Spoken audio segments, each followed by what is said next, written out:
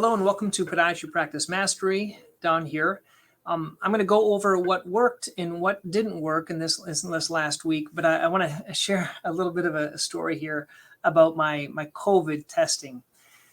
So I don't know if you know, I every 3 months I go to Toronto to something called Strategic Coach, where I work on my business. I think it's good to get out of the practice, go kind of see other people, and we talk about other business things. This isn't specific to podiatry. It's just to help business. And basically you're there with a lot of other people and you go through different thinking skills. But the whole problem was with this coach is that I leave on a Wednesday all day. So I get there Tuesday night, I go out after patients Tuesday, and I was coming back Wednesday night.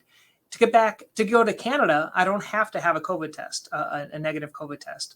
But to come back to the States, I had to have one. And you had to do it within 24 hours. So it's kind of a challenge to do that. But I did find this cool thing. I want to share about this with you guys. This is called Illume. So it's about, 20 times more expensive than a regular COVID test, but it's cool because I did it during my lunch hour on Tuesday.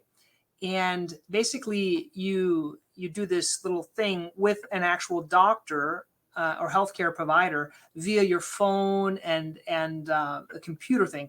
The neat thing is you put your sample right in here, and then it actually connects wirelessly to your phone via Bluetooth.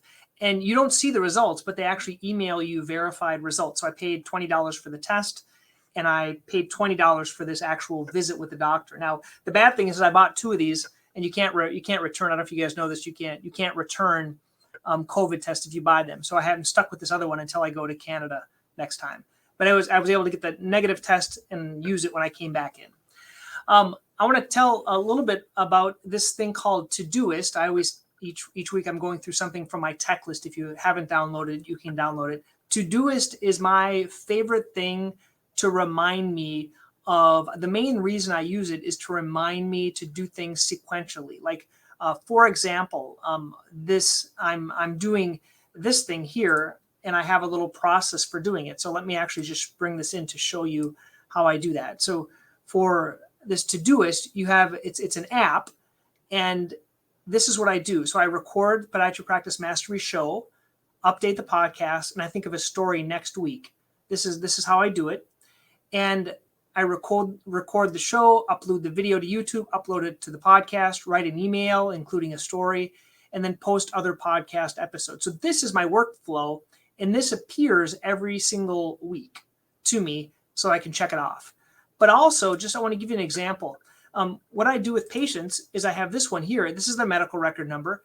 See how they're doing. There's something that doesn't exist in my medical record. Basically, I want to check on how this patient is doing, but there's no way for me to remember that. And so I send it to myself, like, see how they're doing in 2 weeks. So if I want to put in 2 weeks right here, in 2 weeks, it'll actually show back up in this list in 2 weeks. The reason it showed up today is because today was the time that I've called them. So what I do is in my medical record, I send it to my staff, and I have them I have my staff help me with that. Okay. They actually call the patient. So that's the main thing. I use it for patients, but I can use it for other things as well. Different ideas I have. And the cool thing is it's right up here in my browser. So when I'm with a patient, if I have an idea I want to add to one of my lists, I can add it right here. It does a lot of other things, but that's the basics of how I use that Todoist. Okay. I am putting together a master class on ultrasound. Now, if you guys have been listening to me for any time, I do not claim to be a super duper master. I use it a lot, and I think I could help some other people with it and give you specifically some practice management ideas. I'm not going to go over the technical aspects, but a lot of doctors wanting to do more, and they want to learn how to do more. So I'm starting my slides. And what my ask is for you, if you do ultrasound, please click reply and send me some of your best tips. That's what I want. So I'm including some of my best tips on it, like blocking your time, pre-framing your patients. And I'm going to talk a little bit about money, how much I've produced and things like that over the last year. It's been about $1,000 a month with ultrasounds in our office. So you might be 2 or 3 times that, but that's what's working for me. So we're going to talk about that. If you have thoughts, send it to me. And then I'm going to be scheduling an ultrasound masterclass that you guys can be part of, as I've had these other masterclasses before in the past. This last week, I did do a couple of interviews, but only one is showing up so far. It's an interview with Pete Moore. Pete's kind of a unique guy. I would listen to the interview. He's a smart guy. He's a coach, but he also owns 2 shoe stores. So kind of a cool thing that we're talking about business, but also about kind of marketing ideas for shoe stores. And whenever I talk to someone that's kind of an entrepreneur, they give me some other information. So I'm going to talk to you a little bit about Floxy, Riverside, and Notability. So let me just talk about those quick, then I'll come back. So this is his podcast. It's called Simplifying Entrepreneurship. He's got this assessment you can take. If you want to listen to the video, he talks about it. Very cool guy. And this is his workflow for all of his podcasts and videos. It's called Floxy. So it's about $500 a month. But what it is they do all of like your project design. So if you need to design things, copywriting, video, illustrations, voiceovers, they do all of this on a monthly basis. So for example, you could try it for 1 month and they could do a lot of like video work and things like that. Or if you consistently need that work, they can do that for you. Kind of a neat idea. It's SaaS. So a service as a subscription, that's how these are. This is Floxy. Another one he told me about is Notability. I don't use an iPad, but he does everything on the iPad and he does all of his notes. So he writes things on the iPad, and then he sends it to Floxy, and they'll make different like worksheets for his customers and things. And we also talked about Riverside, which is a way of doing a podcast with others. I use Zoom, but I guess the quality is a lot better with Riverside. So I am familiar with that as well. So that's something that he taught me about, but I'll put the link to the podcast. I would certainly appreciate it if you watched it and then also gave a like on iTunes or one of the other ones. This last week, I did have an encounter at Strategic Coach.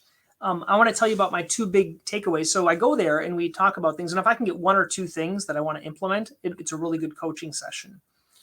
One of the sessions was I was talking to a lot of people, and what they do is they actually fill out, they pull up Google Slides. So let me give you guys an example. So when I treat patients, for example, I treat them for Achilles tendonitis, and it pulls up this slide deck. And I go through this slide deck with my patients. This is what I call patient presentations. So it's a slide deck, has typical questions, and then it goes over kind of how I treat Achilles tendonitis in my checklist. My takeaway from them is that what a lot of these other people do is when they're doing a slideshow, they actually make a copy of it, and they actually fill in the information with the patient. So for example, I could click this, and I could put a little, when I talk about what they're going to do, I could put a little checkbox in there or something like that. And then I could give them a copy of this, or I could fill out when I'm asking them these questions, how long have you had symptoms? I could put a little box in here where I could fill in how long they've had symptoms. I could fill in what treatments they've tried. Now, to me, this seems like doubling the work because I'm already putting this in my notes. So I'm trying to think of a more of an elegant way of doing that. But what I like about it is then I could give them a copy of these slides, and every time they come back, I could add other slides to it. It's a little still a little complex, but I think it's something that would work. The other idea I have from Strategic Coach was I've been doing webinars during this whole pandemic. And I was talking to someone actually right before I went to Strategic Coach about starting to do lectures in the office.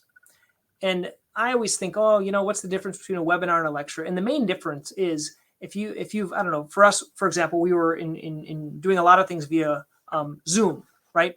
So we were doing church via Zoom, and now we're doing it in person. It's like 100 billion times better in person.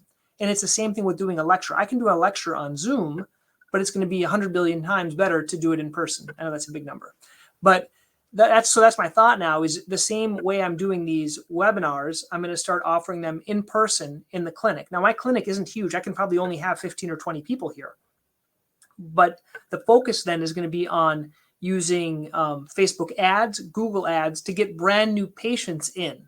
Okay, that's the whole thought. Or even reactivating the patients that we have, doing these live, and then having a staff being able to set those up. So those are the big takeaways that I'm going to try to do in these in-office lectures. What didn't work and what I still need help with is it's still too complex doing my videos. And that's why I'm thinking about using this Floxy. But what I really want is I want to record a video and then have someone else do all the writing within YouTube, adding in all the keywords, tags, and then publishing it and doing all the behind the scenes. So if you guys have a great process, please let me know about that. Okay. So once again, tell me about that process. Tell me about what works for you. If you're using ultrasound, just some of your best tips, and I will include them in the next master class. Okay. Once again, until next week, hope you guys found this beneficial, and we'll talk to you guys later. Thanks.